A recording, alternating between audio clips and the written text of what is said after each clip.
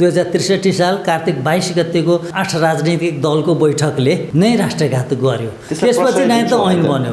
त्यसपछि यो त त्यही राष्ट्रघातको निरन्तरता हो। यो अप्ठ्यारो पोइन्टमा आएका छौँ कि हामी यसबाट निस्कन सक्दैनौँ कि बेमानी भएको छ, विदेशीलाई नागरिकता दिलाइएको छ, योजनाबद्ध रूपमा गरिएको छ, त्यसकारण न तिनीहरूले नागरिकता नपाउने हुन् कि भनेर योजनाबद्ध रूपमा चाहिँ थप संवैधानिक व्यवस्था गरे। अनि त्यसरी चाहिँ यो कानुन ल्याइयो। 20औं वर्षदेखि 30औं वर्षदेखि यो विवादित विषय छ नेपालमा नागरिकता। केही प्रक्रियाहरूलाई मिचेर त्यो काम गरिन्छ भने त्यो चाहिँ फास्ट ट्र्याक भयो। फास्ट ट्र्याकबाट पास गर्दाखेरि के हुने, राष्ट्रघात हुने कि नहुने, पुरा छलफल गरेर पास गर्दाखेरि राष्ट्रघात हुने कि नहुने।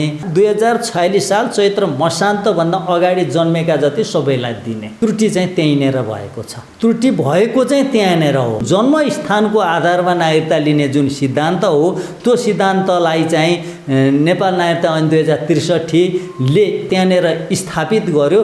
त्यो चाहिँ खास गरी विदेशीले नै वा विदेशीका सन्तानले नै नागरिकता पाउने सिद्धान्त हो। कैयौँ विदेशीहरूले नेपालमा जन्मदै नजन्मेकाहरूले कथम कदाचित एक्सिडेन्टली नेपालमा जन्मेका भए पनि नेपालमा बसोबास गर्दै नगरेकाहरूले कहिलेकाहीँ बसोबास गरेका भए पनि निरन्तर बसोबास नगरेकाहरूले नेपालको नागरिकता लिए।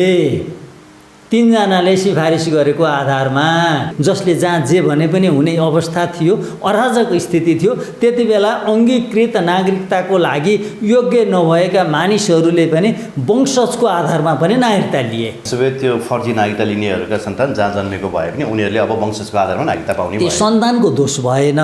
समस्या कहाँनिर हो भने बाबुआमाकै नागरिकता चाहिँ छानबिन गरेर क्यान्सिल गर्नु पर्यो, उनीहरूलाई बाटो देखाउनु पर्यो, तिमीहरू यताको नागरिक हो, तिनीहरू जाऊ, अर्थात् जाँदैनन् भनेदेखि गाडी रिजर्भ गरेर पठाउने कि प्लेन चार्टर गरेर पठाइदिने हो, त्यो चाहिँ सरकारले गर्नुपर्छ। नारायण देवको आयोगको कुरा गर्नुभयो, 2054 सालको कुरा हो यो। र त्यति बेला चाहिँ 34,090 नागरिकताहरू बाँडिएका थिए।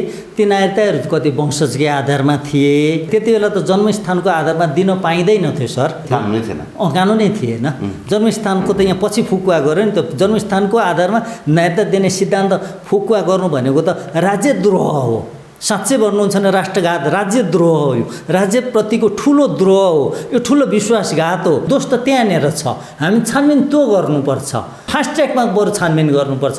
कसलाई आवश्यक छ, के गर्नुपर्ने हो, एकदम द्रुत गतिमा छानबिन गरेर कसलाई दिनुपर्ने, कसलाई दिनु नपर्ने हो भने बाटो देखाउने काम त्यो चाहिँ फास्ट ट्र्याकमा गर्नुपर्छ। यो सैद्धान्तिक छ, संविधान बमोजिम आएको छ, तर बेमानी त्यहाँनिर भएको छ नि त। त्यो बेमानीको प्रतिफल हो यो चाहिँ। 34,090 नागरिकता चाहिँ सर्वोच्च अदालतले त्यसलाई चाहिँ बदर गरेको छ। अब त्यो सर्वोच्च अदालतले निर्णयमा बदर गर्यो, तर व्यवहारिकमा ती नागरिकताहरू बदर भएनन्। मिर्जा दिलसाद बेग चाहिँ हाम्रो नागरिक हो भनेर भारतले त भनिरहेछ हैन, भनिरहेछ। हाम्रो त यहाँ क्याबिनेट मिनिस्टर होइन, त्यस्तो व्यक्तिलाई नागरिकता बेच्नेलाई चाहिँ कारबाही कहिले भएन।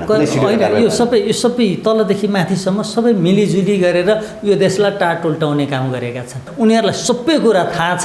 त्यसकारण एकले अर्कोलाई जोगाउने यो एउटा नेटवर्क नै छ। नेटवर्क नै छ। नेपालको जनसङ्ख्या एकैचोटि 8 करोड पुग्यो भने पनि धन्दा नमान्नुहोस्, अचम्म नमान्नुहोस् भन्नुहुन्छ। नेपाल भन्ने देशले, नेपालको सरकारले आफ्नो सिमाना व्यवस्थित गर्न सकेन। नेपालमा चाहिँ भिसा बेगरै बस्न पाउने भनेर एउटा प्रावधान राख्यो, त्यो पूर्ण रूपले चाहिँ नै असंवैधानिक हो। भारतीयहरूले नेपालमा खुल्ला रूपमा बस्न पाउने व्यवस्था त्यसले गर्यो। नेपालको सार्वभौम सत्तालाई चाहिँ कुनै प्रभाव गरेन। नेपालका नेताहरूले खालि स्वार्थमा मात्रै केन्द्रित भए। यो कुरा पञ्चायतकालदेखि अहिलेसम्म छँदैछ। अनेक किसिमका बेमानीहरू हो। नेपाल राज्यको नुन खाएर नेपाल राज्यमाथि नै लात हान्ने काम भएको छ।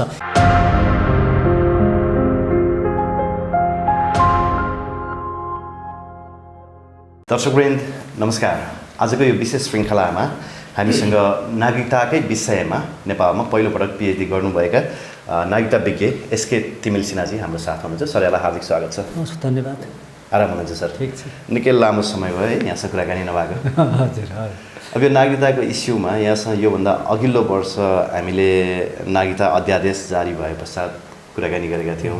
लगभग 3-4वटा सिरिज नै त्यसको निर्माण गरेका थियौँ। त्यस पछाडि चाहिँ सर्वोच्च अदालतको आदेशले नागरिकता अध्यादेश रोकिएको थियो। तर अहिले फेरि नागरिकता विधेयकलाई चाहिँ फास्ट ट्र्याकबाट संसदमा लिएर आउने र संसदबाट पारित गराउने त्यो पनि चुनावभन्दा अगाडि भनिराखिएको छ होइन। अब नागरिकता विधेयकको कुरा गर्दाखेरि संविधानसँग भएका कति कुराहरू यहाँले भने जस्तै यथावत कुराहरू त्यहाँ राखिएका छन् र कतिपय कुराहरू संशोधित भर्सनमा पनि आएका छन् र धेरैजसो राजनीतिज्ञ तथा अभियन्ताहरूको चाहिँ मूल कन्सर्न के छ भने यो जस्ताको जस्तै विधेयक पारित भएमा चाहिँ ठुलो राष्ट्रघात हुन्छ भन्ने उहाँहरूको कन्सर्न छ होइन। अब यहाँले चाहिँ यो विधेयक फास्ट ट्र्याकबाट ल्याउनु जरुरत छ कि छैन, त्यहाँबाट सुरु गरौँ सर। धन्यवाद युवराज सर, यहाँले मैले पिएचडी गरिसकेको भन्नु। सरी, म त्यहाँ माफ चाहन्छु है, पिएचडी गर्दै माफीको कुरा भएन, रनिङ छ गर्दै गरेको छु, त्यो कुरा भयो फेरि गलत कन्फ्युजन होला, फेरि कन्फ्युजन हुन्छ। अनि त्यसपछि यो विधेयकको विषयमा यो विधेयक जुन नेपाल नागरिकता ऐन प्रथम संशोधन विधेयक भनेर 4 वर्ष अगाडि नै प्रतिनिधि सभामा पेश गरिएको हो, दर्ता गरिएको हो। अब अहिले त्यसपछि लामो 2 वर्षपछिको छलफल पछि प्रतिनिधि सभामा पुनः राज्य व्यवस्था तथा सुशासन समितिले त्यो विधेयकलाई छलफलपछि फिर्ता गरेको पनि 2 वर्ष भइसक्यो, 2 वर्ष भयो, अहिले 2 वर्ष भइसक्यो यो त्यो फिर्ता गरेको पनि। त्यसले गर्दाखेरि अब यो विधेयक छ। अब यो विधेयकलाई एक थरी मान्छेहरूले यो विधेयक जस्ताको तस्तै पारित भयो भने राष्ट्रघात हुन्छ भन्छन् होइन त, एक थरी मान्छे त्यो भन्छन्। अर्कोतिर जो विधायकहरू हुन् उनीहरू चाहिँ अब यसलाई फास्ट ट्र्याकबाट पास गर्नुपर्छ भन्छन्।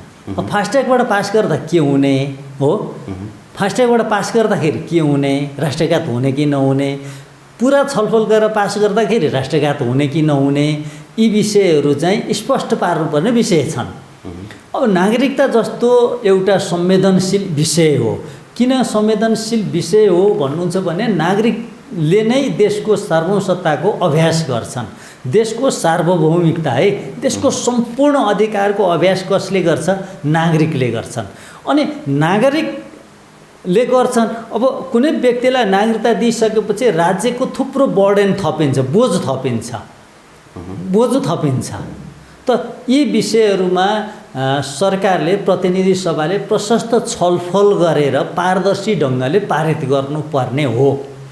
यो मात्रै होइन, जुनसुकै कानुन बनाउँदाखेरि पनि सार्वजनिक रूपमा छलफल गरेर, सुनवाई गरेर, हेरेर, बुझेर, विधायिकाको त कामै कानुन बनाउने हो भने किन फास्ट ट्र्याकमा पास गर्नु पर्यो? छलफल गरेर पास गर्ने नि त। राष्ट्रघात भए पनि सबैले थाहा पाउँछन्, होइन यो आवश्यक हो भने सबैले थाहा पाउँछन्। सबैलाई प्रष्ट पार्ने किसिमले गर्नुपर्छ नि। जहाँसम्म फास्ट ट्र्याकमा पास गर्ने भन्ने कुरा छ त्यो चाहिँ त्यो उचित कुरा होइन, उचित कुरा। त्यो फास्ट ट्र्याक भन्ने चाहिँ कस्तो, एमसिसी जस्तै 1 मिनट पनि बोल्ने समय नदिकन रातारात पास गर्ने भन्न खोजेको हो कि अथवा त्यो विषयमा चाहिँ व्यापक छलफल नगरिकन गरेर चाहिँ यसलाई जस्ताको तस्तै हुबहु पास गर्ने भन्ने? व्यापक छलफल नगरिकन हुलमुलै पास गर्ने केही त्यो प्रक्रियागत कुराहरू हुन्छन्। विधेयकमा छलफल गर्नुपर्ने, बोल्न दिनुपर्ने, फेरि पर्खँदै गर्नुपर्ने कुराहरू हुन्छन्। ती केही प्रक्रियाहरूलाई मिचेर त्यो काम गरिन्छ भने त्यो चाहिँ फास्ट ट्र्याक भयो। त्यो के घुमाउरो प्रक्रियाहरू हुन्छन्, त्यो लामो प्रक्रिया हुन्छ, त्यो प्रक्रियालाई मिचेर गरिन्छ भने चाहिँ त्यो छिटो गर्ने, एकदम हतार हो भन्ने किसिमले गर्ने त अनि फास्ट ट्र्याक भनेको त द्रुत किसिमले गर्ने, छिटो किसिमले गर्ने भन्ने कुरा भयो। त्यो कुरा चाहिँ उचित कुरा होइन। नागरिकता जस्तो संवेदनशील विषयमा फेरि 10औँदेखि 20औँ वर्षदेखि 30औँ वर्षदेखि यो विवादित विषय छ नेपालमा। नागरिकता विवादित विषय छ। त्यो विषयमा चाहिँ आएर फेरि फास्ट ट्र्याकमा पास गर्छु भन्नु चाहिँ उचित कुरा होइन। यसलाई चाहिँ लामो छलफलपछि नै गर्नुपर्छ। हो नि त, लामो छलफलपछि राज्य व्यवस्था तथा सुशासन समितिले 2 वर्ष छलफल गरेर प्रतिनिधि सभामा पुनः फिर्ता पठाएको हो त्यो विधेयक। व्यापक छलफलपछि नै पठाएको हो। तर फेरि प्रतिनिधि सभा राष्ट्रिय सभामा त छलफल त गर्नु पर्यो नि त। छलफल नगरिकन कुनै एउटा संवेदनशील विषय अर्थात् देशको नागरिकता कानुन जस्तो विषय चाहिँ फास्ट ट्र्याकबाट पास गर्छु भन्ने विषय उचित कुरा होइन। ओके, अब यहाँसँगकै अन्तर्वार्तामा होइन अलिकति रिकल गर्दाखेरि मलाई के याद छ भने 7 राजनीतिक दल, 7 या 8 राजनीतिक दलकै राजनीतिक सहमतिको आधारमा 2063मा चाहिँ थुप्रै जन्मको आधारमा नागरिकता बाँडिएको थियो। त्यति बेला 3 महिनाभित्र मात्रै 26 लाख नागरिकता बाँडिएको भन्ने आकलन छ होइन। तपाईँले त्यति बेला चाहिँ भारतीयहरूले त्यति धेरै नागरिकता नलिएको भन्नुभएको थियो। अब अहिले यो नागरिकता विधेयक जस्ताकै त्यस्तै पास गरियो भने जितेन्द्रनारायण देव यादवको पालामा बाँडिएको नागरिकतादेखि लिएर पहिला गिरिजाबाबुको पालामा बाँडिएको नागरिकतादेखि जस्तो सर्वोच्चहरूले खारेज गरेको होइन विभिन्न समयमा ऐन ल्याएर बाँडिएका नागरिकताहरूको चाहिँ छानबिन नभइकन उनीहरूका बुबा आमाहरूले यदि जन्मसिद्ध नागरिकता जुन चाहिँ खारेज भइसकेको छ त्यो नागरिकता भएकै आधारमा उनीहरू चाहिँ वंशजको नागरिकता पाउने भए भन्छन् कि त्यो हुन्छ यो विधेयक पास भयो भने जस्तो खारेज जस्तो नेपालको अदालतले चाहिँ विभिन्न चरणमा बाँडिएका नागरिकताहरू खारेज गरेको छ। जस्तो 86,000 नागरिकता त जितेन्द्रनारायण देव यादवको पालामा बाँडेको नागरिकता खारेज गरिएको छ होइन। तिनीहरूका नागरिकता तपाईँको अदालतले खारेज गरे पनि वास्तविक नागरिकता त उहाँहरूको हातमै छ। अब उहाँहरूको छोराहरूले यदि यो विधेयक पास भयो भने वंशजको आधारमा नागरिकता पाउने कि नपाउने पहिले स्पष्ट पारौँ है। यो विधेयकमा भएको कुरा, यो विधेयकमा एउटा कुरा 3-4वटा इस्यु छन् यसमा नागरिकता प्रदान गर्ने सन्दर्भमा। एउटा इस्यु भनेको चाहिँ 2072 साल असोज 3 गतेसम्म जन्मको आधारमा नेपाली नागरिकता लिएका बाबुआमाका सन्तानलाई छोराछोरीलाई सुन्नुहोस् है, बाबुआमाका सन्तानलाई छोराछोरीलाई वंशजको आधारमा नागरिकता दिने भन्ने एउटा प्रावधान यो हो। यो प्रावधान 2072 सालको संविधानको धारा 11 पनि यही प्रावधान छ। 2063 सालदेखि 2063 सालमा नयाँ नागरिकता ऐन आयो। 2063 साल मङ्सिर 10 गते आयो।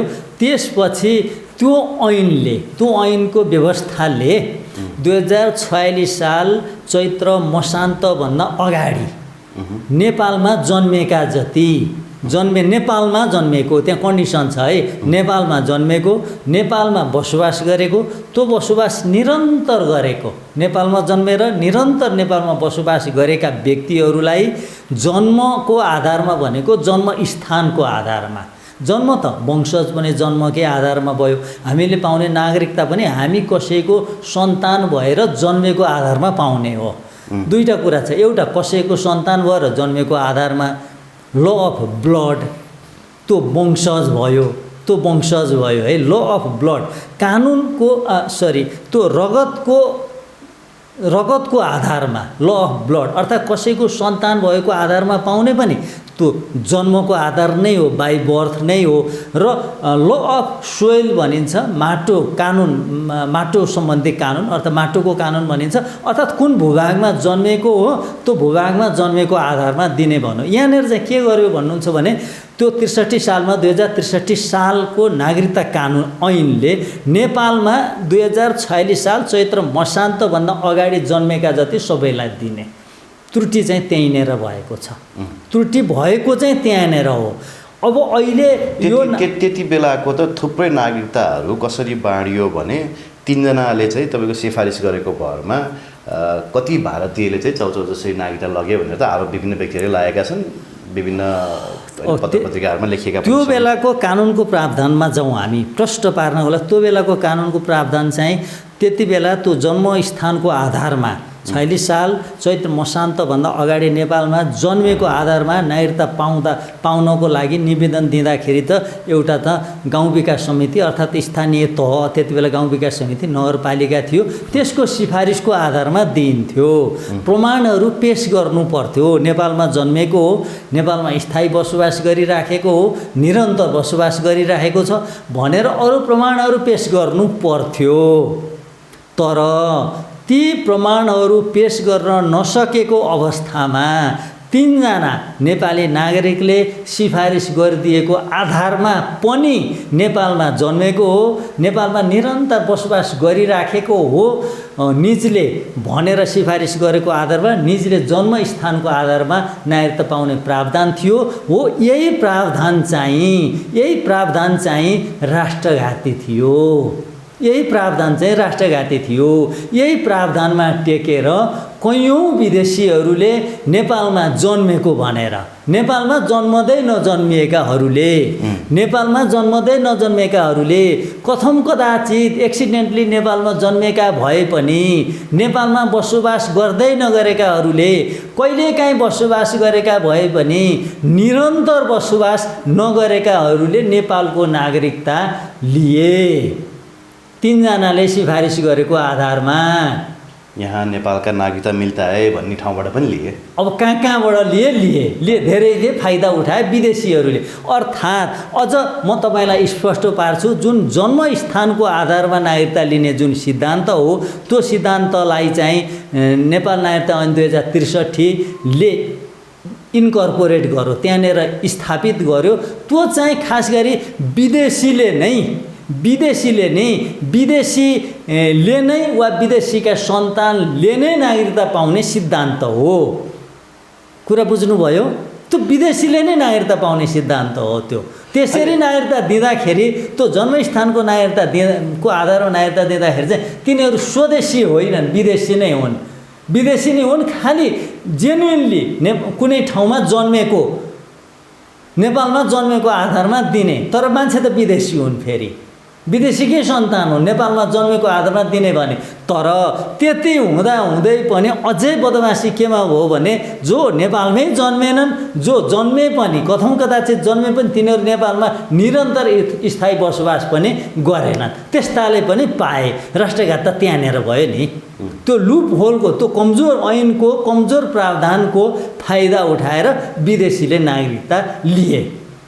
राष्ट्रघात त्यहीँनिर भयो। अब त्यो ऐन कसरी बन्यो, फेरि त्यो ऐन कसरी बन्यो भन्ने विषयमा चाहिँ 2063 साल कार्तिक 22 गते 7 राजनीतिक दल, नेपाली काङ्ग्रेस प्रजातान्त्रिक, नेपाल कम्युनिस्ट पार्टी एमाले, संयुक्त वाम मोर्चा, नेपाल मजदुर किसान पार्टी, अनि त्यसपछि आएर चाहिँ नेपाल सद्भावना पार्टी आनन्दी देवी, कतिवटा भयो? एकैछिन, नेपाल मजदुर किसान पार्टी पनि थियो। अनि उहाँले त नारायण विजुक्ष रोहितजीले त 2063 सालको नागरिकता ऐन नेपालमा बनेकै होइन, यो आउँदाखेरि भारतबाट हिन्दी भर्सनमा थियो र पछि यहाँ उल्था गरेको भनेर एउटा अन्तर्वार्तामा बोल्नु भएको छ। भनेपछि उहाँले किन त्यसमा साइन गर्नुभयो? सुनिस् हो, अब यो कुरा तपाईँहरूले इन्टरभ्यूमा भनेको कुरा मैले सुनेको छु है। नेपाली काङ्ग्रेसको तर्फबाट गिरिजाप्रसाद कोइराला त्यो उहाँले पनि साइन गर्नु भएको छ नि? होइन, प्रष्ट छ नि, सबैको छ त, त्यहाँनिर त डकुमेन्ट छ। नेपाल सरकारको शान्ति मन्त्रालय थियो त्यति बेला। शान्ति मन्त्रालयले प्रकाशित गरेको यो सन्धि सम्झौताहरू भनेर प्रकाशित गरेको सानो एउटा बुकलेट छ। त्यो बुकलेट मसँग सुरक्षित नै छ, नेपाल सरकारले पब्लिस गरेको हो। त्यो 2063 साल कार्तिक 22 गतेको त्यो दिनको मिटिङमा हस्ताक्षर गर्ने को भन्ने कुरा त त्यहाँ प्रष्ट छ नि त। त्यसमा त संयुक्त वाम मोर्चाको तर्फबाट सीपी मैनाली पनि हुनुहुन्छ, जनमोर्चाको तर्फबाट अमिक शेरचन हुनुहुन्छ, त्यति बेला उप प्रधानमन्त्री पनि हुनुहुँदो रहेछ उहाँ, गिरिजाप्रसाद कोइराला, एमालेको तर्फबाट माधव कुमार नेपाल, अनि त्यसपछि आएर चाहिँ नेपाली काङ्ग्रेस प्रजातान्त्रिकको तर्फबाट शेरबहादुर देउबा, अनि आनन्दी देवी, नेपाल सद्भावना पार्टी आनन्दी देवीको तर्फबाट भरत विमल यादव लगायतका मान्छेहरू, 7 राजनीतिक दल र नेपाल कम्युनिस्ट पार्टी माओवादी, दुईटा पक्षको बिचमा सम्झौता बैठक भएको छ।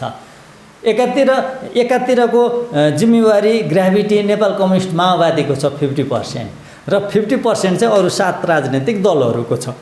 त्यसमा अब त्यसको त्यो दस्तावेज, त्यो ड्राफ्ट कहाँबाट, इन्डियाबाट ड्राफ्ट भएर आयो कि कहाँबाट आयो कि कताबाट आयो, त्यो उहाँहरूले जान्नुहुन्छ। हामी यति जान्दछौँ, त्यो मितिमा एउटा सहमति भयो। त्यो सहमतिमा चाहिँ 2046 साल चैत्र मसान्तभन्दा अगाडि नेपालमा जन्मिएका व्यक्तिहरूलाई जन्मको आधारमा नागरिकता दिने भनेर निर्णय गर्नुभयो उहाँहरूले। त्यही निर्णयमा टेकेर नेपाल नागरिकता ऐन 2063 जारी गरियो। त्यो नेपाल नागरिकता ऐन 2063 मै भनेको छ 2063 साल कार्तिक 22 गते भएको राजनीतिक दलहरूको सहमतिको आधारमा यो ऐन जारी गरेको छ भनेर त त्यहीको प्रस्तावनामै छ नि त्यो ऐनको। त्यसकारण त्यस विषयमा त अरू अरू बाहिरबाट केही पुष्टि नै गर्नु पर्दैन। त्यो ऐनको नेपाल नागरिकता ऐनको नेपाल नागरिकता 2063 को प्रस्तावनामा हेर्दा सबै कुरो प्रष्ट हुन्छ। त्यसको जन्म कसरी भयो हो। अनि त्यो नागरिकता ऐन बनिसकेपछि जन्मस्थानको आधारमा नागरिकता बाँडियो। कतिले त्यो हुलमुलमा एउटा राजनीतिक परिवर्तन भयो 2062-63 मा। त्यसपछि देशमा एउटा अराजक स्थितिको सिर्जना भएको थियो। त्यति बेलाको त्यो राजनीतिक गतिविधि माहौल हेर्दाखेरि जसले जहाँ जे भने पनि हुने अवस्था थियो, अराजक स्थिति थियो। त्यति बेला अङ्गीकृत नागरिकताको लागि योग्य नभएका मानिसहरूले पनि वंशजको आधारमा पनि नागरिकता लिए। त्यो कुराहरू दस्तावेजहरूले बोल्छन्। त्यसरी पनि नागरिकता लिए। अब यो जन्मस्थानको आधारमा त तीनजनाले सिफारिस गरिदिने बित्तिकै भटाभट लिए। त त्यति बेला बेमानी भयो, त्यति बेला राष्ट्रघात भयो, त्यति बेला नेपालको नागरिकता पाउन योग्यता नपुगेका त्यो कानुन बनाउनु आफैमा राष्ट्रघात थियो। तर त्यो कानुनको प्रावधान भन्दा पनि बाहिर गएर पनि नागरिकता लिए। त्यो कानुनी प्रावधान भन्दा पनि बाहिर गएर त्यसको लुप होलमा टेकेर प्योरली विदेशीहरूले पनि नागरिकता लिए। किन तीनजना अरू नेपालमा जन्मेको पनि कुनै प्रमाण छैन, बसोबास गरेको पनि कुनै प्रमाण छैन, अरू के प्रमाण देखाउनु परेन। तीनजनाले सिफारिस गर्दाखेरि नेपालको चाहिँ नागरिकता जन्मस्थानको आधारमा प्राप्त भयो, जन्मको आधारमा प्राप्त भयो। यहाँ भन्न नजानेर चाहिँ जन्मको आधार भनिदिएका छन्। त्यो जन्मस्थानको आधार हो। नेपालमा जन्मस्थान कहाँ? नेपालमा जन्मेको आधारमा पाए नागरिकता। बेमानी बदमासी त्यही भयो। अब अहिलेको इस्यु के हो त भन्नुहुन्छ भने अहिलेको इस्यु चाहिँ त्यो त्यसरी बाँडिएको नागरिकता जन्मसिद्ध नागरिकता थियो कि वंशजको नागरिकता थियो? त्यो त जन्मस्थानको नागरिकता भयो नि सर। वंशजको नागरिकता प्राप्त गर्नको लागि त बाबु र आमाको अलरेडी नागरिकता हुनु पर्यो नि त। बाबु र आमा जहाँको नागरिकता छन् सन्तानले त्यहीँको नागरिकता पाउँछन्। या त यो कुनै संसारभरिको कानुन हो। वंशजको आधारमा नागरिकता दिनको लागि त कुनै कानुनै चाहिँदैन। यो संसार वर्ल्ड वाइड हो। यो चाहिँ एकदम सर्वमान्य सिद्धान्त हो नागरिकतामा। बाबु आमा जुन देशको नागरिक छन् तिनीहरूको सन्तानले त्यही देशको नागरिकता पाउँछन्। वंशजको आधारमा नागरिकता दिनको लागि अर्को कुनै कानुनै चाहिँदैन। अनि अब त्यति बेला हुलमुलमा चाहिँ मान्छेहरूले त्यो वंशजको नागरिकताको लागि योग्यता नभएका मान्छेहरूले पनि लिए। हामीले छानबिन गर्नुपर्छ भनेको विषय चाहिँ यो हो। मैले चाहिँ त्यही त अब अहिले विधेयक जसरी फास्ट ट्र्याकबाट ल्याउने भनिएको छ, उच्च स्तरीय नागरिकता छानबिन आयोगको माग जसरी चलिरहेछ, आई थिङ्क संसदीय समितिले पनि उच्च स्तरीय नागरिकता छानबिन आयोगको चाहिँ माग गरिरहेको छ होइन।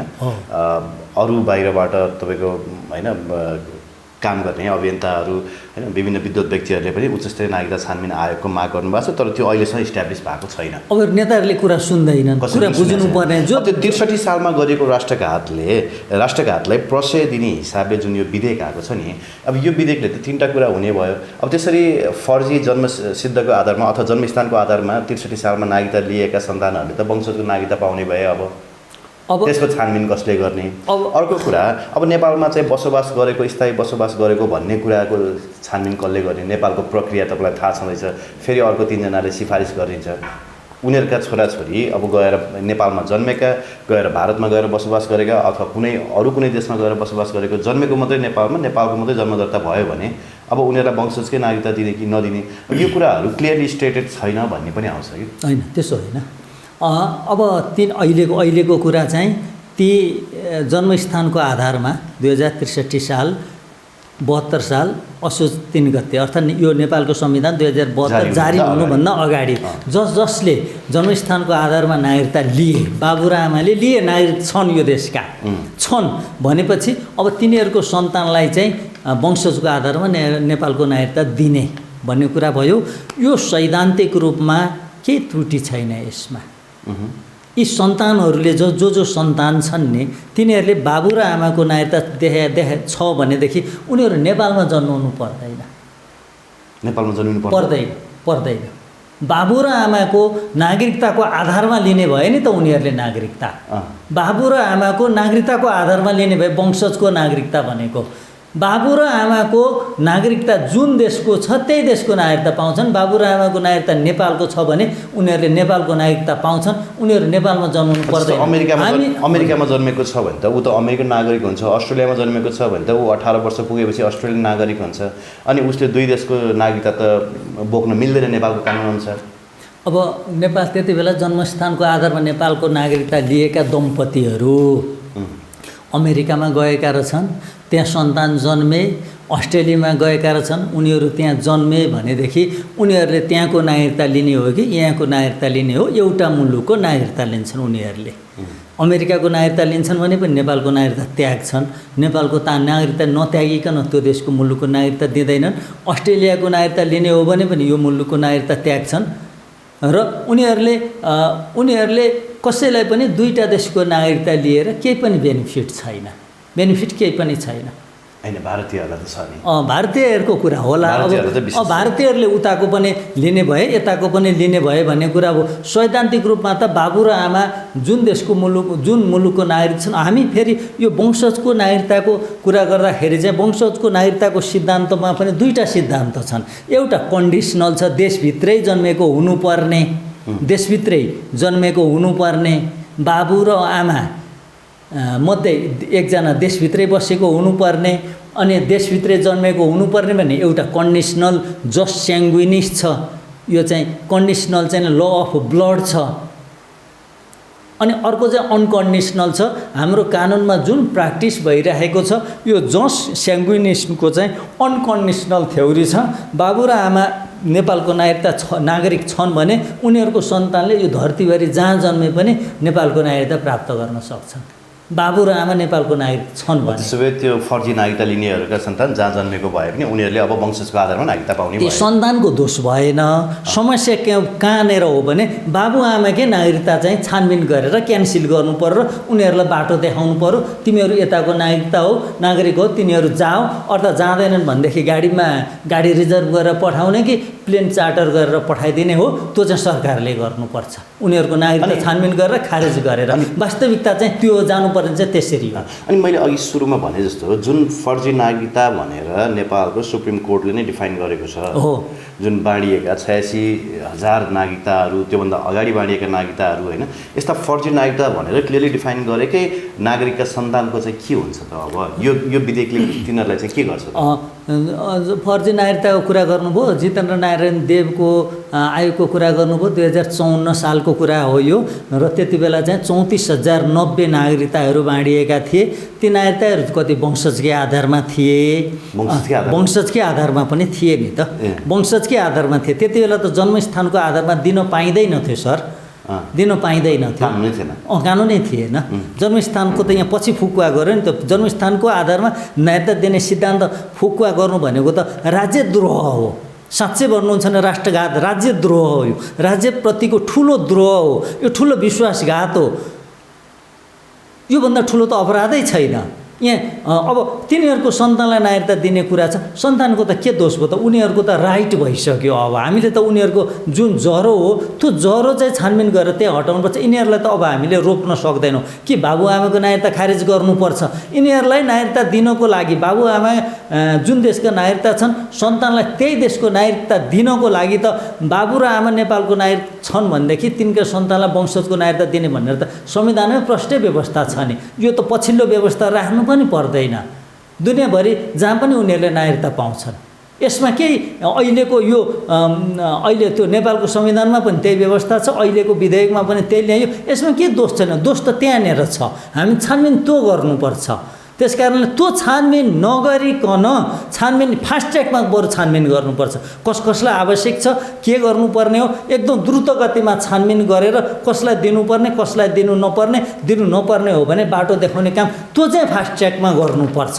त अहिलेको यो आएको त यो सैद्धान्तिक छ, संविधान बमोजिम आएको छ, तर बेमानी त्यहाँनिर भएको छ नि त। त्यो बेमानीको प्रतिफल हो यो चाहिँ। भनेपछि सरकारको उदासीनता हो उच्च स्तरीय नागरिकता छानबिन आयोग हो। त प्रतिनिधि सभाले आफैले बनाउँदा हुन्छ, प्रतिनिधि सभाले आफैले चाहिँ समिति गठन गरेर छानबिन गर्दा हुन्छ। अर्थात् सरकारले अर्को बनाउँदा हुन्छ। सुप्रिम कोर्टले पनि उच्च स्तरीय छानबिन आयोग गठन गर भनेर एउटा आदेश दिनुपर्ने, त्यही रिटको सन्दर्भमा त्यो पनि माग गरेनन्। अनिखेर यी विभिन्न पक्षहरू छन्। सरकार किन उदासीन भएको, त्यो कुरा चाहिँ फास्ट ट्र्याकमा छानबिन गर्नुपर्छ। अघि जस्तो भन्नुभयो जितेन्द्र नारायण देवको चाहिँ समयमा बाँडिएको 86,000 भन्नुभयो यहाँले, त्यो होइन 34,090 वटा नागरिकता चाहिँ सर्वोच्च अदालतले त्यसलाई चाहिँ बदर गरेको गरेको छु। अब त्यो सर्वोच्च अदालतले निर्णयमा बदर गर्यो, तर व्यवहारिकमा ती नागरिकताहरू बदर भएनन्। अब बदर नभइसकेपछि त तिनीहरूको नागरिकका सन्तानले त नागरिकता पाइहाल्छन् नि त। कुनै पनि नागरिकको सन्तानले नागरिकता पाउनको लागि त्यो बाबुको नागरिकता जन्मस्थानको आधारको हो कि वंशजको आधारको हो कि अङ्गीकृत हो भन्ने कुरासँग कुनै मतलब राख्दैन। नागरिक हो कि होइन, तपाईँ नागरिक हो कि होइन, तपाईँ र तपाईँको श्रीमती अर्थात् म र मेरो श्रीमती अर्थात् एबिसिडी कह ग र उहाँको श्रीमती हस्बेन्ड वाइफ कुनै देशको नागरिक छन् भने त्यो नागरिक जस्तो भए पनि हुन्छ, वंशज भए पनि भयो, जन्मस्थानको आधारमा भए पनि भयो, अङ्गीकृत भए पनि भयो, त्यो नागरिक बाबुआमा जुन देशको नागरिक छन् सन्तानले त्यही देशको त्यो बाबुआमाको नागरिकताको आधारमा पाउँदाखेरि त्यो वंशजको पाउँछन्। अर्को नागरिकता दिनै मिल्दैन। तीनवटा नागरिकता छ, के अङ्गीकृत दिनु पर्यो? अङ्गीकृत भनेको एउटा वैवाहिक अङ्गीकृत भयो, अर्को बसोबासको आधारमा भयो। त दुनियाँभरिकै यही प्र्याक्टिस हो। के चाहिँ तपाईँको वंशजको दिनु पऱ्यो? बाबुआमाको नागरिकता छ भने वंशजको दिनु पऱ्यो? होइन, जन्मेको आधारमा त्यहाँ ठ्याक्कै त्यहीँ जन्मियो, कुन माटोमा जन्मियो त्यो, अनि त्यो माटोको कानुनले चाहिँ जन्मको आधारमा नागरिकता दिने व्यवस्था गरेको छ भने त्यसअनुसार दिनु पऱ्यो। जस्तो साउदी अरेबियामा जन्मस्थानको आधारमा नागरिकता दिइँदैन, दिँदैन उसले चाहिँ वंशजको आधारमा मात्रै दिन्छ, टाइट गर्छ, विदेशी छिर्नै दिँदैन उसले। त्यसकारण त्यो त अब कि वंशजको आधारमा पाउँछन् तिनीहरूले नागरिकता। सर्वोच्च अदालतले खारिज गर्यो, सरकारले कार्यान्वयन गरेन, निर्णय गर्यो, कार्यान्वयन भएन। अब बाबुआमाको नागरिकता कुन किसिमको नागरिकता छ, वंशजको र एउटा अङ्गीकृत दुई किसिमका नागरिकताहरू बाँडेको हो। त्यसमा जुन नागरिकता भयो भने सन्तानले नागरिकता पाउँछन्। अब इन्टरनेसनल लकै कुरा गर्ने हो भने त फेरि त्यसरी फर्जी नागरिकता लिनेहरू छ त भारतको पनि नागरिकता होला, उनीहरूको सन्तानले त भारतको पनि नागरिकता पाउनु पऱ्यो नि। कतिपय त्यसरी फर्जी नेपाली नागरिकता लिनेहरूको त भारतको पनि नागरिकता होला, उनीहरूलाई वंशजकै नागरिकता होला नि, उनीहरूका सन्तानले त भारतको पनि नागरिकता पाउने भयो। उनीहरूलाई कता कन्भिनियन्ट हुन्छ त्यतैको लिन्छन्, उनीहरूलाई जता सुविधा हुन्छ त्यतैको नागरिकता लिन्छन्। अब यो त प्रष्टै छ नि त। हामीले रोक्ने कुरा भएन, यो त सरकारले गर्नु पर्यो। सरकारले किन कुरा सुन्दैन, सरकार किन गम्भीर हुँदैन, नेताहरू चाहिँ किन यस्तो चाहिँ कानुन बनाउँछन्, यस्तो कानुन बनाउँदा यसको इम्प्याक्ट के हुन्छ भन्ने कुरा त्यति बेला चाहिँ जन्मस्थानको आधारमा नक्कलीले नै त कतिले लिए। तिनी मैले भने नि अङ्गीकृत नागरिकता पाउनको लागि क्राइटेरिया नपुगेका मान्छेहरूले, मापदण्ड नपुगेका मान्छेले वंशजको लिए। अब वंशजको उनीहरूले लिए, त्यो पनि छानबिनको दायरामा ल्याउनु पर्ने, त्यो त चोरेर लिए। अब खुल्ला नियम अनुसार चाहिँ के लिए त भन्छ जन्मस्थानको आधारमा लिए। त जन्मस्थानको आधारमा पनि 1,90,000ले लिएको भनेर गृह मन्त्रालयले सर्वोच्च अदालतमा डाटा पेश गर्यो। त 1,90,000ले लिँदाखेरि पनि उनीहरूको सन्तान पनि भइसक्यो, अहिले 6-7 लाख 8-10 लाखले पाएका छैनन् भनेर भन्छन्। हजुर, उनीहरूको सन्तान हो, उनीहरूको सन्तान होइन। अब अरूले त रेगुलर पाइराख्छन् नि त सर युवराजी, अरूले त रेगुलर पाइराख्छ नागरिकता। वंशजको सन्तानले नागरिकता पाउनु त कुनै अर्को नियम चाहिँदैन। त वंशजको सन्तानले वंशजकै नागरिकता पाउनु त कुनै नियम चाहिँदैन। अङ्गीकृत विवाह भएर आएको महिलाले नागरिकता पाउनुको लागि अर्को कुनै कानुन चाहिँदैन हो। अहिले त समस्या त के भयो भनेदेखि यसको लागि पनि कानुन नचाहिने हो। नागरिकता उनीहरूले पाए नि, अब उनीहरूको सन्तानलाई वंशजको आधारमा नागरिकता दिनको लागि कुनै कानुन चाहिँदैन। पहिलाकै कानुन छ नि, नागरिकता ऐन छ नि, बाबु र आमा नेपालको नागरिकता छन् भने उनीहरूको सन्तानले वंशजको आधारमा नागरिकता पाउँछन्। तर यो कानुन किन ल्याइयो भने बेमानी भएको छ, त्यस कारणले गर्दा कथम कदाचित तिनीहरूले नागरिकता नपाउने हुन् कि बेमानी भएको छ, विदेशीलाई नागरिकता दिलाइएको छ, योजनाबद्ध रूपमा गरिएको छ, त्यसकारण तिनीहरूले नागरिकता नपाउने हुन् कि भनेर योजनाबद्ध रूपमा चाहिँ थप संवैधानिक व्यवस्था गरे अनि त्यसरी चाहिँ यो कानुन ल्याइयो। कुरा त्यसो हो। अर्को इन्ट्रेस्टिङ कुरा मैले हिजो के सुने भने हामीले चाहिँ टिबेट र भारतबाट मात्रै, मोस्टली भारत र केही पर्सेन्टेज टिबेटबाट मात्रै मान्छेहरूले चाहिँ नेपालको नागरिकता लिएका छन्, फर्जी नागरिकता होइन भन्ने सुनेका थियौँ। तर अहिले त नाइजेरिया होइन, ढाका, बङ्गलादेश, भुटान, म्यानमार, विभिन्न देशका मान्छेहरू 9-10 भन्दा बेसी देशका मान्छेहरूले चाहिँ नेपालको नागरिकता फर्जी नागरिकता लिएका छन् भन्ने पो सुन्यो। फर्जीको कुरा छुट्टै छ है, फर्जीको कुरा पैसा खुवाएर ब्याकडोरबाट लिने कुरा छुट्टै छ। हामी छोटा राजाले लिएको जस्तै हजुर छोटा राजनले लिए जस्तो त्यो छुट्टिएको कुरा छ। त्यो छुट्टिएको कुरा छ नेपालीहरूले। अनि त्यो छोटा राजन र मिर्जा दिलसाद बेगलाई पनि नागरिकता बेच्नेहरूलाई चाहिँ आजसम्म कारबाही भयो कि भएन? गरेको छैन, कानुनी कारबाही नै गर्दैन यो देशमा। मुम्बईको कार चोर मिर्जा दिलसाद बेग चाहिँ हाम्रो नागरिक हो भनेर भारतले त भनिरहेछ हैन? भनिरहेछ। हाम्रो त यहाँ क्याबिनेट मिनिस्टर होइन, त्यस्तो व्यक्तिलाई नागरिकता बेच्नेलाई चाहिँ कारबाही कहिले भएन? यो सबै तलदेखि माथिसम्म सबै मिलिजुली गरेर यो देशलाई टाटोल्टाउने काम गरेका छन्। तलदेखि माथिसम्म यो सबै भागबन्डामा काम गरेका छन्।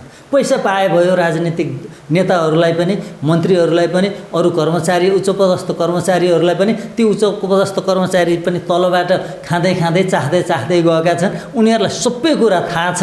त्यसकारण एकले अर्कोलाई जोगाउने यो एउटा नेटवर्क नै छ। नेटवर्क नै छ।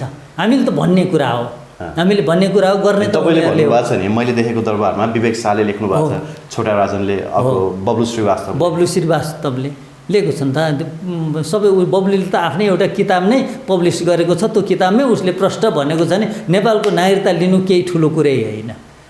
नेपालमा त मान्य मन्त्री पनि तुरन्त हुन सकिन्छ, यो केही एकदम बायाँ हातको खेल भनेर उसले लेखेकै छ। भएको पनि त हो नि, भकी पनि हो।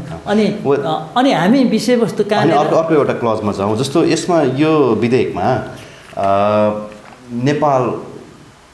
नेपालबाट विवाह गरेर जस्तो भारतमा जाने चेलीहरूको हकमा अथवा भनौँ अन्य देशमा अन्य मुलुकमा जाने चेलीहरूको हकमा चाहिँ यदि त्यो देशको नागरिकता त्याग गरेको अथवा त्यो देशको नागरिकता नलिएको सन्दर्भमा चाहिँ उनीहरूले नेपालकै नागरिकता पाउने भनिएको छ, एउटा कुरा थियो। अनि उनीहरूको सन्तानले पनि त्यो बाबुको नामबाट नदिकन सन्तानले पनि आमाको नामबाट चाहिँ नागरिकता पाउने भनिएको छ नि त्यो विधेयकमा।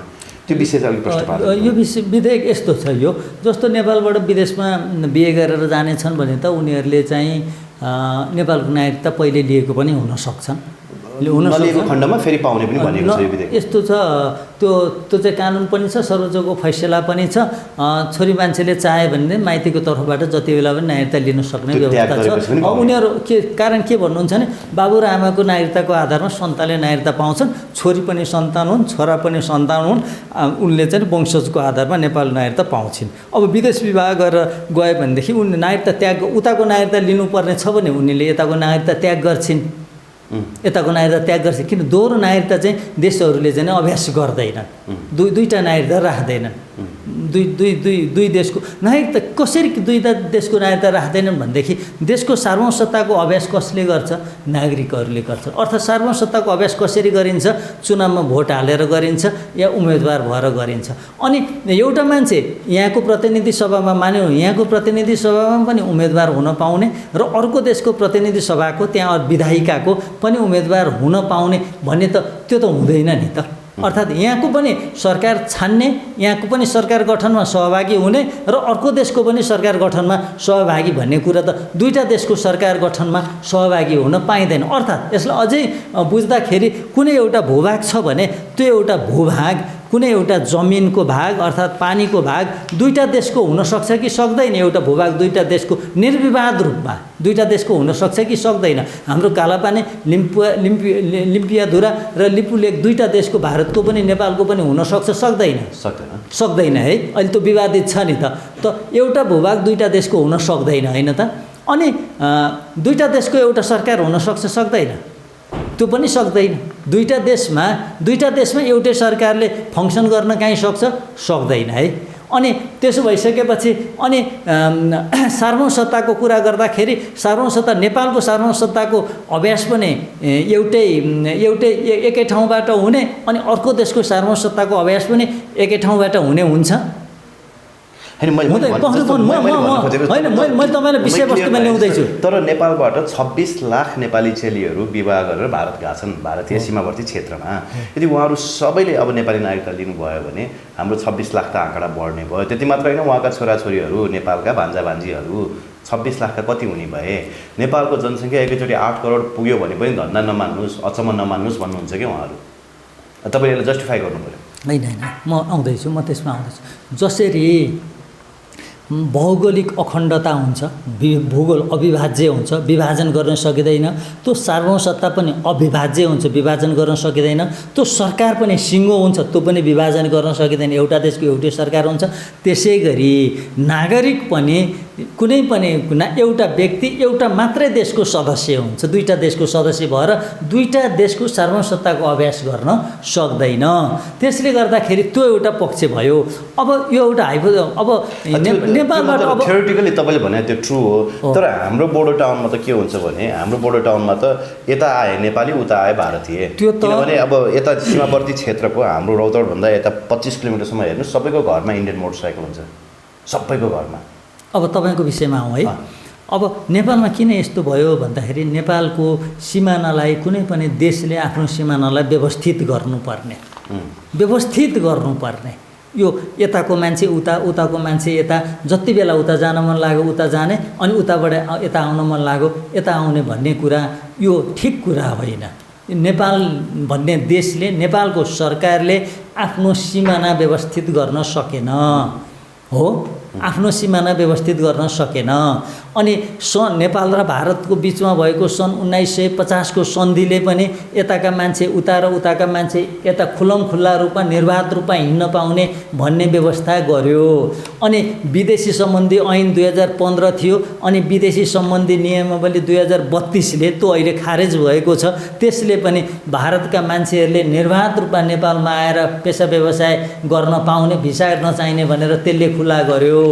अब विदेशी सम्बन्धी ऐन 2015लाई खारेज गरेर अध्यागमन ऐन 2049 ल्यायो।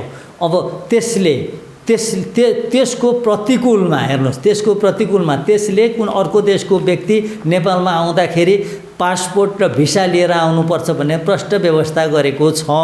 तर त्यसको प्रतिकूलमा अध्यागमन नियमावली छ, 49 हो कि 51 हो है, अध्यागमन नियमावली छ, त्यो वेबसाइटमा पाइहालिन्छ। त्यसको नियम 3 मा भनेको छ नेपाल सरकारले कुनै पनि देशको नागरिकलाई पारस्परिकताको आधारमा नेपालमा भिसा बेगरै बस्न पाउने भनेर एउटा प्रावधान राख्यो। त्यो नियमावलीमा, ऐनमा त्यस्तो व्यवस्था छैन। त्यो पूर्ण रूपले असंवैधानिक हो, गैर कानुनी हो त्यो नियम। त्यो ऐनको खिलाफमा त्यो नियम ल्याएको छ। त्यसको अर्थ के हो भने भारतीयहरूले नेपालमा खुल्ला रूपमा बस्न पाउने व्यवस्था त्यसले गर्यो हो। अनि त्यसपछि आएर त्यसको नियम 12 मा भनेको छ अब नेपालमा कोही पर्यटक आउँछ भने त्यसले बोर्डरमा आइसकेपछि, इन्ट्री पोइन्टमा आइसकेपछि, प्रवेश बिन्दुमा आइसकेपछि त्यहाँको अधिकृतले भिसा दिन सक्छ। 15 दिन, 1 महिना, 3 महिना, यस्तै 5 महिनासम्मको भिसा दिन सक्छ भनेको छ। नेपालमा प्रवेश गर्न त्यति सजिलो छ। इन्ट्री पोइन्टमा आएपछि अनएराइभल भिसा, पर्यटक कोही आउँछ इन्ट्री पोइन्ट, जहाँ इन्ट्री पोइन्ट छ त्यहाँ आउँछ, त्यहाँ छ्याप्प भिसा लगाइदिन्छ, नेपालमा बस्ने प्रवेश आज्ञा दिन्छ, भिसा दिन्छ। भनेपछि नेपालमा यस्तो खुकुलो छ। अनि यताका मान्छेले, बोर्डरका यताको मान्छेको उता पनि नाम छ, उताको मान्छेको यता पनि नाम छ। अनि अब यो त सरकारले व्यवस्थित गर्न सकेन नि त। त्यो कटु सत्य हो, त्यसलाई त सरकारले व्यवस्थित गर्नुपर्ने नि त। नेपालको राजनीतिमा अर्को देशको मान्छेहरूको हस्तक्षेप छ कि छैन भन्ने कुरा त सरकारले व्यवस्थित गर्नुपर्ने। जस्तो 2036 सालको जनमत सङ्ग्रहमा पञ्चायती व्यवस्थालाई, सुधारिएको पञ्चायती व्यवस्थालाई जिताउनको लागि विदेशीहरूको समेत मतदाता नामावलीमा नाम लेखियो भनेर त हामी सबैले सुनेकै कुरा हो नि। भनेपछि अनि नेपालको सार्वभौमसत्तालाई कुनै प्रभाव गरेन नेपालका नेताहरूले, खाली स्वार्थमा मात्रै केन्द्रित भए। यो कुरा पञ्चायतकालदेखि अहिलेसम्म छँदैछ। अब बोर्डर लाइनका नेताहरूले के गर्दा हुन्छ, अहिले त बायोमेट्रिक सिस्टम ल्याएर अलिकति टाइट गरेको छ, नत्र बोर्डर पारीका मान्छे ल्याएर मतदाता नामावलीमा नाम लेखाउने, अनि यातायातका साधनहरू उताको यता प्रयोग गर्ने कुरा त त्यो छँदैछ। अलिकति नागरिकताको विषयमा सर, यो विधेयकले एउटा कुरा के समेटेन भने हामीले यही यो जस्तो आमाको नामबाट पाउने नागरिकताको हिसाबमा कुरा गरिरहेको छु। जस्तो बुवाको ठेगान नभएको अथवा भनौँ पत्ता नलागेको होइन, अथवा हाडनाताकरणी विभिन्न परिबन्धमा परेर बुवा चिनाउन नचाहने आमाहरूले अझै पनि उनका सन्तानहरू त अनागरिक हुने भयो। यो विधेयकले त सम्बोधन गरेन नि सर। यो विधेयकले यो कुरालाई सम्बोधन गरेको छ। कहाँनिर छ सर, छ। यसमा तिन चारवटा इस्यु हो। एउटा चाहिँ 72 साल असोज 3 गतेभन्दा अगाडि जन्मस्थानको आधारमा नेपालको जन्मको आधारमा भनेको छ, जन्मको आधारमा नेपालको नागरिकता लिएका व्यक्तिहरूका सन्तानलाई, नागरिकका सन्तानलाई वंशजको आधारमा नागरिकता दिने।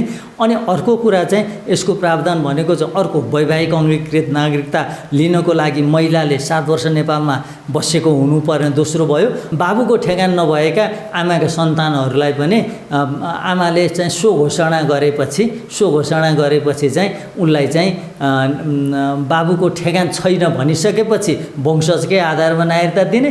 पछि निजको बाबु चाहिँ टुङ्गो लाग्यो र नेपाली भन्ने टुङ्गो लाग्यो भने वंशजै कायम हुने, र भारतीय अर्थात् विदेशी भन्ने टुङ्गो लाग्यो भने त्यो सो नागरिकता चाहिँ अङ्गीकृत नागरिकता हुने भन्ने व्यवस्था यसपालि गरेको छ सर। त्यो ल्याएको छ, त्यो प्रावधान छ। त्यसले चाहिँ त्यसलाई सल्भ गर्छ त्यसो भए?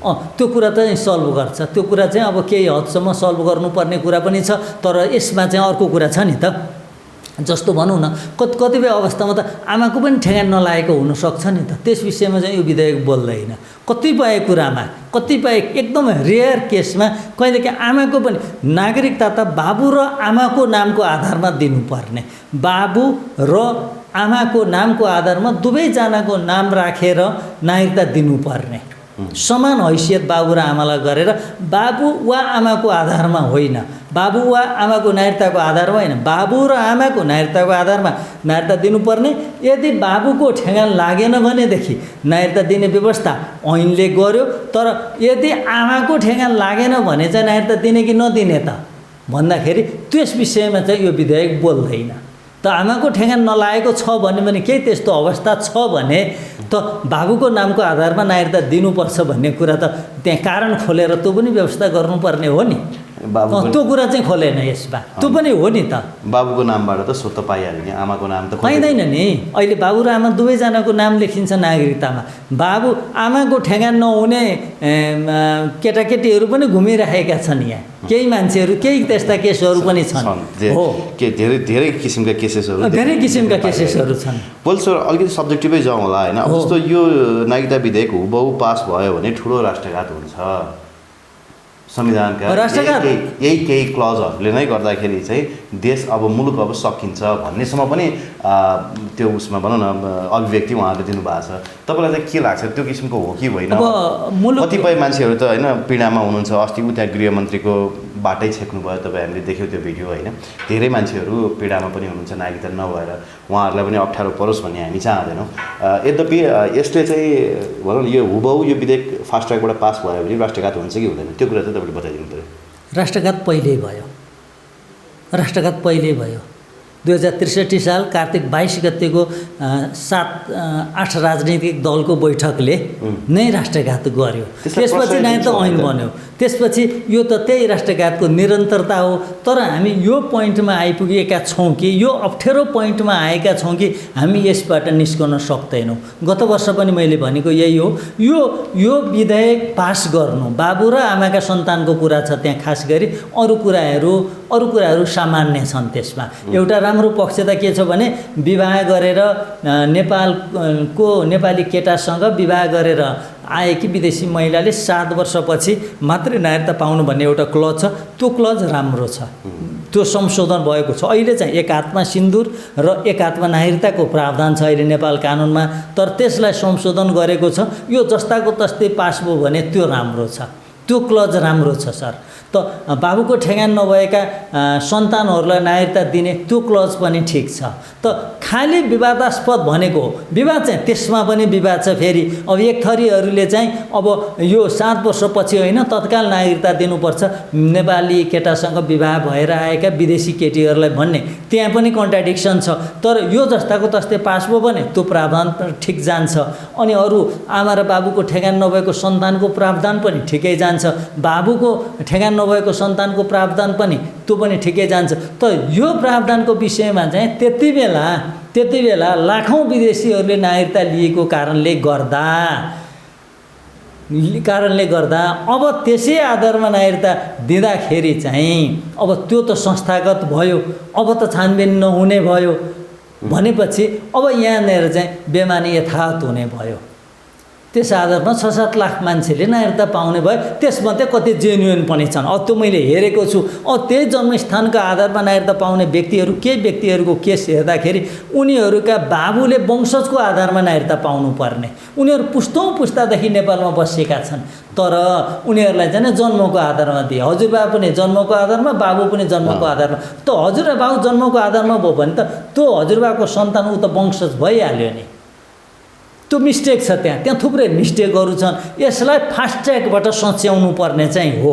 को हुन् को होइनन् भनेर यत्रो विवाद भइसकेपछि, कोलाहल भइसकेपछि त्यो बालुवाटारमा बस्नेहरूले, सिंहदरबारमा बस्नेहरूले पनि सुन्नुपर्ने हो। उनीहरूले सुन्न सकेनन्।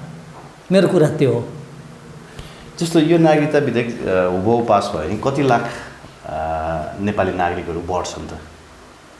अब यस्तो छ कुरा। अब हामीले यो डाटा, यकिन डाटा कोहीसँग पनि छैन।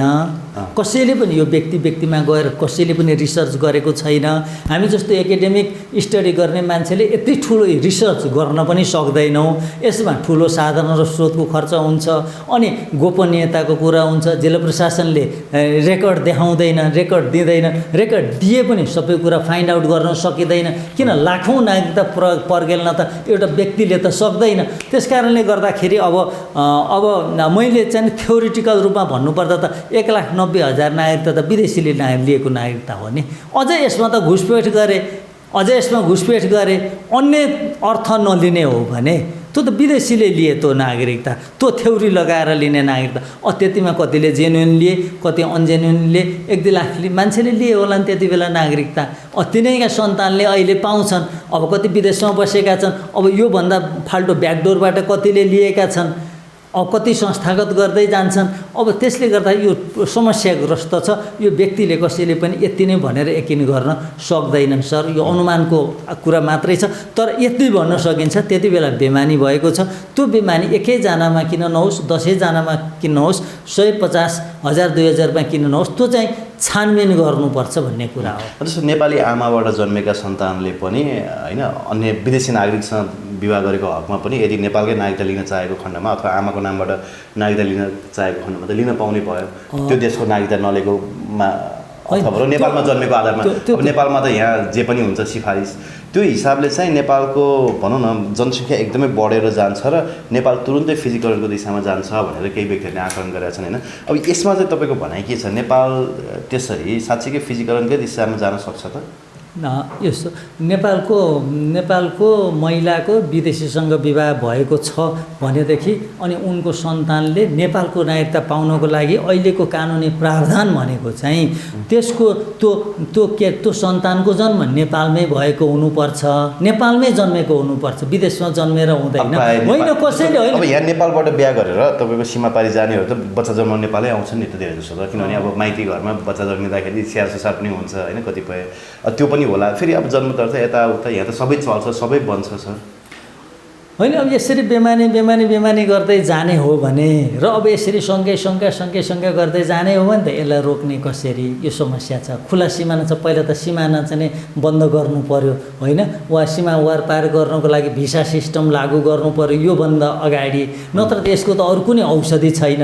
अब यो नेपालको ब्युरोक्रेसी करप्टेड छ भन्ने कुरामा कुनै शङ्कै छैन। त्यो ब्युरोक्रेसीले बदमासी गर्छ। हामीले त सैद्धान्तिक कुरा गर्ने हो, नीतिगत कुरा गर्ने हो, कानुनी कुरा गर्ने हो। त्यो रोक्ने त हामी लाठा लिएर गएर त होइन। तर कानुनले के भन्छ त्यति मात्रै हो। र अहिले पनि कतिपय ठाउँमा चाहिँ त्यो पुरानो रेकर्डमा भएका श्री 5 को सरकारको नागरिकता वितरण भइरहेछ अरे, त्यो नक्कली नागरिकता कि हो। अब त्यही भन्छन् साथीहरूले। अब यो चाहिँ हाम्रो यो अहिले विधायिकामा संसदमा पेश भएको विधेयक भन्दा यो बाहिरको विषय भयो, यो संविधानभन्दा बाहिरको विषय भयो। यो नागरिकता ऐन र नागरिकता नियमावली भन्दा बाहिरको विषय भयो। त्यो त सिधासिधी चोरी भयो, सिधासिधी कृत्य भयो। त्यसको त सरकारले अब यस्ता कुरा आइसकेपछि त सरकारले छानबिन गर्नुपर्छ नि त। यो त सरकारको जिम्मेवारी हो नि त, सरकारको जिम्मेवारी हो। कहाँ छानबिन गर्छ त? मैले भन्न मिर्जा दिलसाद बेग भारतको एउटा कार चोर नेपालमा आएर चाहिँ मन्त्री भए, छोटा राजनले नेपालको नागरिकता लिए, बब्लु श्रीवास्तवले नेपालको नागरिकता लिए, कतिपय त दाउद इब्राहिमको पनि छ भन्छन्। दाउद इब्राहिमको अब तिनीहरूलाई नागरिकता दिने सिडिओलाई आजसम्म कसैले छानबिन गर्यो त भने के? गरे आजसम्म कसैले नाम पनि उठाउँदैन हो। अब यसरी चाहिँ ब्याकडोरबाट यहाँ चोरी भइरहेछ, जालसाँझे भइरहेछ, कृत्य भइरहेछ, अनेक किसिमका बेमानीहरू हो नेपाल राज्यको नुन खाएर नेपाल राज्यमाथि नै लात हान्ने काम भएको छ। यही नेपालप्रति नै गद्दारी गर्ने काम भएको छ। त्यो एउटा पक्ष भयो। त अहिले हामी सैद्धान्तिक रूपमा विवेचना गर्दैछौँ। सैद्धान्तिक रूपमा विवेचना गर्दा विदेशी केटासँग विवाह भएको नेपाली महिलाको सन्तानले नेपालको नागरिकता पाउनको लागि त्यो सन्तानको जन्म नेपालमै भएको हुनुपर्छ, नेपालमै भएको हुनुपर्छ र ऊ नेपालमा निरन्तर बसोबास गरिराखेको हुनुपर्छ। त्यो अवस्थामा मात्रै पाउँछन्। त्यो सन्तानको जन्म विदेशमा यदि भएको छ भने त्यसले नेपालको नागरिकता प्राप्त गर्दैन। अब 1,90,000ले त्यो सिफारिस 3 जनाको सिफारिसमा चाहिँ 1,90,000ले फर्जी पायो भने यसमा त कति अरू फर्जी नागरिकता पाउला त होइन। अब यसैले त नेपालको नागरिकता कानुन रिजिड हुनुपर्छ भन्ने कुरा ती शासकहरूले बुझेनन्। किन भन्नुहुन्छ भने नेपालको सार्वभौमसत्ताको अभ्यास नै विदेशीहरूले गरेका छन्। नेपालको सरकार परिवर्तन गर्नको लागि विदेशीहरूको भूमिका हुन्छ भन्ने कुरामा यो कसैबाट लुकेको छैन। विदेशीहरूले चाहे भने नेपालको कुनै पनि बहुमतको सरकार ढाल्न पनि सक्छन्, पार्टीहरू फुटाउन पनि सक्छन्, सरकार परिवर्तन पनि गर्न सक्छन्, प्रतिनिधि सभा विघटन गराउन पनि सक्छन्, पुनर्स्थापना गराउन पनि सक्छन्। भनेपछि नेपालको सार्वभौमसत्ता नै को अभ्यास नै वास्तविक रूपमा नेपाली नागरिकले गरेका छैनन् भने, अर्थात् नेपाली नागरिकका प्रतिनिधिहरूले गरेका छैनन् भने, नेपाली नागरिकका प्रतिनिधिहरू जो केन्द्रीय विधायिकाका सदस्यहरू हुन् उनीहरू नै बिकाउ माल हुन् भने, उनीहरू नै कमोडिटी हुन् भने, उनीहरू नै कसैका उपभोक्ता हुन् भने हामीले के गर्ने? हामी त नीतिगत रूपमा छलफल गर्छौँ। हाम्रो त कुरा त नीतिगत रूपमा यो कानुन कस्तो छ भनेर हामीले सैद्धान्तिक विवेचना गर्नेसम्म त हो। त्यसपछि सैद्धान्तिक रूपमा अहिले फास्ट ट्र्याकबाट पास गर्न लागि विधेयकमा कुनै त्रुटि छैन, जे हुनु थियो राष्ट्रघात पहिले भइसक्यो भन्ने कुरामा तपाईँ फेरि पनि अडिग हुनुहुन्छ, जसरी योभन्दा 1 वर्ष अगाडि हुनुहुन्थ्यो। अब त्यही त अहिलेको यो बाबुआमाले 4वटा फ्याक्टर छन्। त्यसमा खास गरी नागरिकता दिनको लागि एउटा अर्को फ्याक्टर पनि छ, त्यो गैर आवासीय नेपालीहरूलाई नागरिकता दिने एउटा फ्याक्टर त्यो पनि छ। केही कुराहरू चेन्ज भएको छ कि भन्ने पनि गर्दै हुन्थ्यो हिजो, जस्तो यो जुन विवाहित अङ्गीकृतको कुरा छ नि हो, यो चाहिँ 7 वर्ष क्लज चाहिँ हटाएको छ भन्ने कुरा नि सुनेको छु। यो चाहिँ यद्यपि मलाई पनि यस्तो छ, यो गत 2 वर्ष अगाडि जुन विधेयक राज्य व्यवस्था तथा सुशासन समितिमा छलफल भएर प्रतिनिधि सभामा आयो, त्यो विधेयक अहिले जस्ताको तस्तै छ। यो अहिले नयाँ यहाँ मैले पनि इन्टरभ्यूहरू सुन्दा अहिले भर्खर विधेयक प्रतिनिधि सभामा टेबल भयो भन्ने कुरा गरियो। त्यो विधेयक टेबल भएको अहिलेभन्दा 1 घन्टा अगाडिसम्म छैन। मैले खोजेँ, वेबसाइटमा छैन। वेबसाइटमा किन देखिनुपर्छ? अहिलेसम्म हाम्रो सोर्स त्यही हो, त्यो छैन। किनभने 1-1.5 वर्ष यतै त्यो विधेयक 77 यतै त्यो विधेयक चाहिँ यहाँनिर 77 यतै कुनै विधेयक दर्ता भएको छैन। त्यो 77 को मात्रै हो। त्यस कारणले गर्दाखेरि अब अहिले त्यो चेन्ज गर्न खोजेका छन्। 7 वर्ष नेपाली केटासँग विवाह भएर आउने कुराहरू हेरफेर भएको छ भने त्यसमा हामीले फेरि यो इन्टरभ्यू गर्नुपर्ने भयो होइन। त्यो त्यसमा आधारित भन्दा भन्दै उहाँले लिएर जानुभयो सादेबहादुरजीले होइन, म यो नयाँ हो भनेर भन्नु, नयाँ हो भनेर देखाउनु भयो उहाँले। मैले पनि अनि त्यो प्रतिनिधि सभाको चाहिँ त्यो विधेयक के दर्ता भएको छ त्यो वेबसाइटमा हेरेँ। त्यो वेबसाइटमा हेर्दाखेरि त्यहाँ छैन। अब हाम्रो आधिकारिक त्यही हो। अन्त चाहिँ सोध्ने काम भएन। अब जहाँसम्म फिजीकरणको कुरा गर्नुभयो तपाईँले, फिजीको कुरा अलिक फरक छ कुरा। फिजी यो भारतभन्दा 11,000 किलोमिटर दक्षिण पूर्वमा पर्छ। पुरै समुद्र हो, पुरै समुद्रको टापु हो। त्यो भारतभन्दा करिब 6-7 हजार किलोमिटर, यस्तै 5,000-6,000 किलोमिटर टाढा अस्ट्रेलिया छ। त्यो बिचमा अस्ट्रेलिया छ। त्यो अस्ट्रेलियाभन्दा पनि पल्लोपट्टि छ फिजी भन्ने देश। एउटा सानो टापु हो। त्यसको जनसङ्ख्या 6-7 लाख मात्रै छ। अनि 6-7 लाख मात्रै जनसङ्ख्या छ। त्यसको क्षेत्रफल लगभग चाहिँ 18,000 वर्ग किलोमिटर यस्तै कति छ जम्मा सानो टापु हो त्यो सानो टापु। अब त्यहाँ मान्छे कसरी गए? अब हिजो अस्ति चाहिँ साथीहरूले भन्नुहुन्छ कि हिजो अस्ति भर्खर मध्य प्रदेशबाट चाहिँ गएको महेन्द्र चौधरी त्यहाँको चाहिँ प्रधानमन्त्री भयो भन्ने कुरा गर्नुहुन्छ। अब त्यहाँ मान्छेहरू कसरी गए त भन्दाखेरि यो भारतमा चाहिँ हाम्रो भारतवर्षमा चाहिँ अङ्ग्रेज शासनकालमा सन् 1885 देखि 1885 देखि 1922-25सम्म चाहिँ त्यहाँ उखु काट्नको लागि त्यो कृषि कर्म गर्नको लागि खास गरी त्यहाँ यी उखुको ठुलो प्लान्टेसन हुन्थ्यो अनि त्यसको लागि चाहिँ लेबर लगे तिनीहरूले सुगर केन हार्भेस्टिङको लागि लेबरहरूलाई ती लेबर चाहिँ यो भारतवर्ष भनेको त्यतिबेला यो बङ्गलादेश पनि भारत नै थियो पाकिस्तान पनि भारत नै थियो नेपाल स्वतन्त्र थियो यो भारत भइहाल्यो यो दक्षिण एसिया जस्तैबाट यो भारतवर्षबाट चाहिँ उनीहरूले चाहिँ मान्छेहरू लगे त्यहाँको फार्मिङको लागि इन्डियाबाट भनौँ न यो ब्रिटिस इन्डियाले लग्यो त्यो चाहिँ भारत स्वतन्त्र हुनुभन्दा अगाडिको कुरा अब महेन्द्र चौधरीको हजुरबा गएका रहेछन् त्यसमा सन् 1902 गएका हुन् हजुरबा रामनारायण चौधरी यस्तै के नाम छ ऊ त्यहाँ गए उनको बिहेबारी नै त्यहीँ भयो हेर्नुहोस्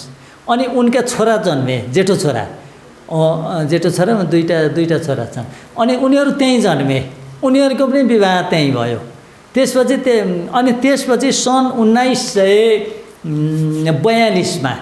1942 मा महेन्द्र चौधरी भन्ने मान्छे जन्मे ती पनि उही जन्मे फिजीमै जन्मे हेर्नुहोस् है ती पनि हो महेन्द्र चौधरी पनि फिजीमै जन्मे सन् 1942 मा 1947 मा भारत स्वतन्त्र भएको छ सुन्नुहोस् अब हो उही जन्मे उही विवाहबारी भयो उही बसे उही सबै कुरा गरे त 3 पुस्ता उहाँ बसेका छन् अनि त्यसपछि त्यहाँ त 65,000 त्यति बेला 65,000 जतिको सङ्ख्यामा 60-65,000 को सङ्ख्यामा लगेको थियो अब त्यति बेला त झन्डै अब अहिले आउँदाखेरि झन्डै 100 वर्षपछि त्यो जनसङ्ख्या दोबर तेबर त भइहाल्छ नि हुँदैन दोबर तेबर हुन्छ त्यहाँ त्यो फिजीमा नेपालीहरू पनि पुगेका रहेछन् त्यति बेला नेपालीहरू पनि छन् त्यो फिजीमा एकजना फिजीबाट आएको हो सुन्नुभएको छ है हो त्यति फिजीमा नेपालीहरू पनि पुगेका रहेछन् त्यति बेला अनि त्यसपछि आएर चाहिँ अब अहिले गर्दै जाँदाखेरि उनीहरू पनि राजनीतिक रूपमा सचेत भए व्यापार गरे व्यवसाय गरे अनेक गरे फेरि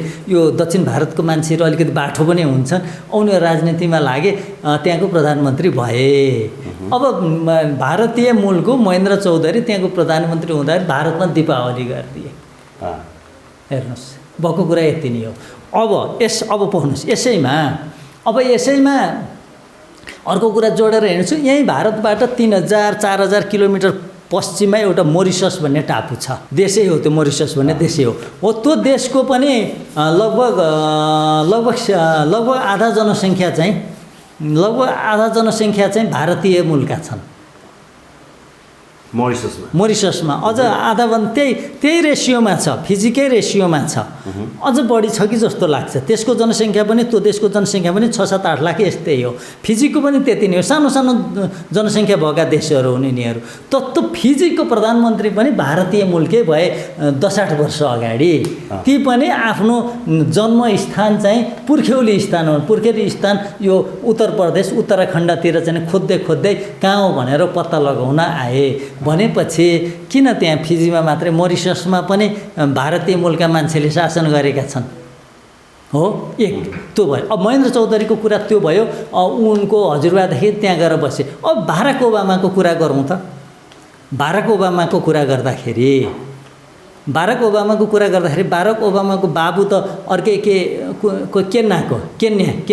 केन्या देशको होइन त केन्याको हो केन्या जस्तै लाग्छ बाबु त केन्याको हो अब बाराक ओबामाको बाबु अमेरिका आए अमेरिकन केटीसँग विवाह भयो अनिखेर चाहिँ बाराक ओबामा अमेरिकाको राष्ट्रपति भए अब अमेरिकाको केन्याकरण भयो भएन अमेरिकाको केन्याकरण भयो कि भएन कि केन्याको अमेरिकनकरण भयो मतलब यो अब फिजीकरणको डिस्कोर्स ल्याएर चाहिँ त्यो भारतवर्षको समयकामा गएका मान्छेहरू फिजी अहिले पनि इन्डिपेन्डेन्ट राष्ट्र छ नि हैन इन्डिपेन्डेन्ट राष्ट्र छ भारतसँग फिजीको सिक्किम जस्तो भारतले एनेक्स गरेको त राष्ट्र होइन नि भारतभन्दा 11,000 किलोमिटर टाढा छ भारतको त्यसमा कुनै सामरिक महत्त्व छैन अहिले पनि सोभरेन राष्ट्र छ त्यो मतलब यो राष्ट्रियताको चाहिँ उही व्यापार मात्रै हो यो यस्तो कुरा गरेर केही फाइदा छैन किन यस्तो कुरा गर्ने यो किन त्यसो हो भने त यो पाकिस्तानमा गएका मान्छे पनि सबै भारतीय भए किन पहिला त सबै भारतै त थियो नि त्यसो भने पाकिस्तानी पनि सबै भारतीय नै भए बङ्गलादेशी पनि सबै भारतीय नै भए मालदिभ्समा पनि भारतका मान्छे छन् मोरिससमा पनि छन् त नेपालका मान्छेहरू पनि त सिन्धु घाटीको सभ्यताबाट भारतवर्ष हुँदै यता आएका मान्छेहरू त हुन् नि त्यसकारण त्यो डिस्कोर्स चाहिँ त्यो डिस्कोर्सको कुरा नगरौँ, तर नेपालमा नागरिकताको विषयमा इन्क्रोचमेन्ट भएको छ। विदेशीहरूले नेपालको नागरिकता चाहिँ किनबेच गरेका छन्, कमोडिटी जस्तै गरेका छन्, पसलको माल जस्तै गरेका छन् भन्ने कुरा दुईमा छैन।